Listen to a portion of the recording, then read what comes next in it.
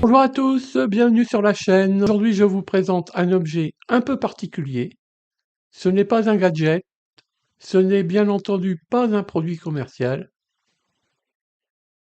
C'est une navette lumineuse et parlante que j'ai développée en hommage à mon père. Je lui avais toujours dit qu'avec cette navette qu'il m'avait cédée il y a très longtemps, je voulais en faire un thermomètre électronique. Une première version avait déjà existé. Mon ami Sergio s'y était énormément investi et je le remercie encore aujourd'hui. J'avais créé le PCB moi-même à l'ancienne. Le câblage était critique tant on retrouvait des circuits annexes. Et au bout d'un an ou deux, elle s'était mise en panne. Puis, j'ai découvert ces petits ESP32C3 avec écran OLED intégré. À quoi sert cette navette? Dans cette version, qui n'est pas la dernière, la navette a une fonction simple. Elle affiche l'heure, la température et sa tendance, et annonce l'heure vocalement toutes les heures. Ici, nous zoomons sur l'ESP32 et son écran OLED. L'objectif ici, c'est la simplicité. Architecture générale. L'électronique est basée sur un ESP32, C3 et son écran OLED intégré, un capteur de température SHT30 qui communique en liaison I2C avec l'ESP32C3, une barrette de LED adressable, en fait il y en a 56, et sa résistance de liaison avec le port de l'ESP32C3, et un DF Player Pro pour la synthèse vocale qui est piloté par l'ESP32C3 en liaison série UART, simplement à l'aide des broches TX-RX. L'alimentation est en 5 volts, soit par un bornier, soit par un barrel jack. Le SP32 fournit du 3V3 au SHT30. Une diode Schottky est placée entre l'alimentation externe 5 volts et la broche plus 5 volts de l'ESP32, afin de ne pas avoir de conflit avec le 5 volts USB s'il est raccordé directement.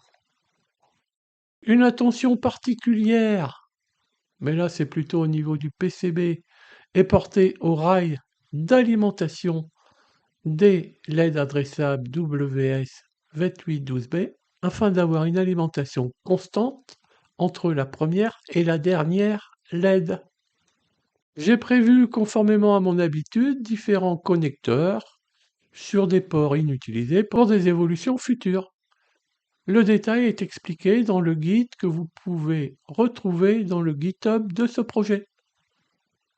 Le PCB est pensé pour être reproductible, mais aussi pour ne pas enfermer le projet. Cette navette peut exister sous plusieurs formes, avec ou sans audio, avec ou sans LED, mais aussi sur d'autres supports qu'une navette textile. Une vidéo spécifique sera consacrée aux variantes possibles et aux détails du PCB.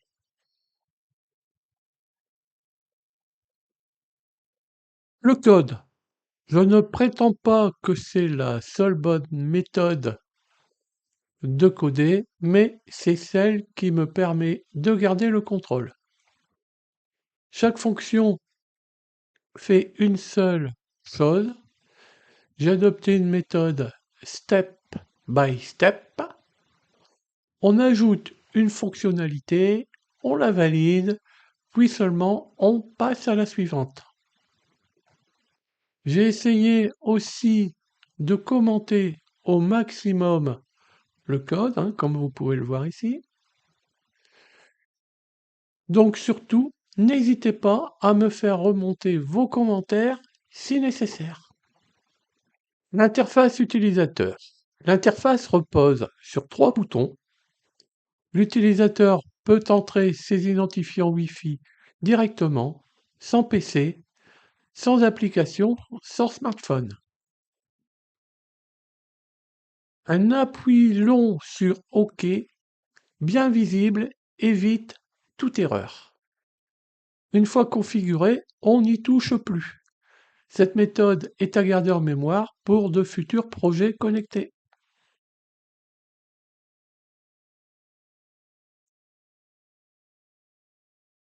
Annonce vocale de l'heure. Chaque heure, la navette annonce l'heure vocalement. La voix utilisée est volontairement humaine, chaleureuse et personnalisée. C'était vraiment important pour moi que ce soit la voix de quelqu'un de proche. 16 heures,